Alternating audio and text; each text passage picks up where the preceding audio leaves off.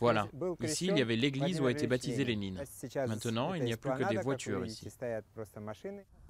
À l'époque soviétique, la religion était l'un des ennemis de la doctrine communiste.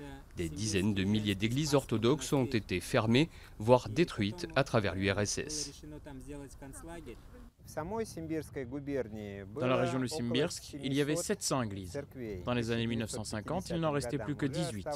Et ensuite encore moins. À Ulyanovsk, sur 30 églises, seules 4 ont été épargnées. Une question de symbole pour le régime communiste.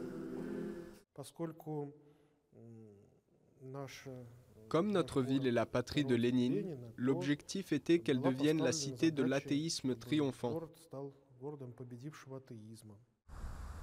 Le retour en grâce de la religion n'a débuté qu'à la chute de l'Union soviétique en 1991. C'est cette année-là qu'a ouvert la nouvelle église du Père Alexeï.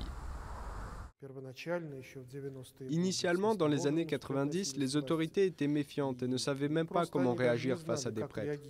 Beaucoup d'officiels n'avaient jamais vu de prêtres et ne savaient pas comment leur parler, comment se comporter avec eux. Et progressivement, au fur et à mesure que la communication progressait, cette barrière a été surmontée.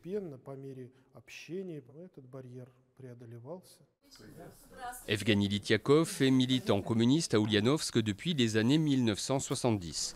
Le rapprochement opéré ces dernières années entre l'Église orthodoxe et le pouvoir politique l'inquiète. Il existe aujourd'hui dans notre pays une tentative, peut-être pas violente, mais en tout cas intrusive, de cléricaliser la conscience publique et la vie sociale. À Ulyanovsk, on compte aujourd'hui plus d'églises qu'avant la Révolution de 1917. La ville abrite aussi le plus grand musée du monde dédié à Lénine. Il est situé à quelques dizaines de mètres de l'endroit où le père de la Révolution russe a été baptisé.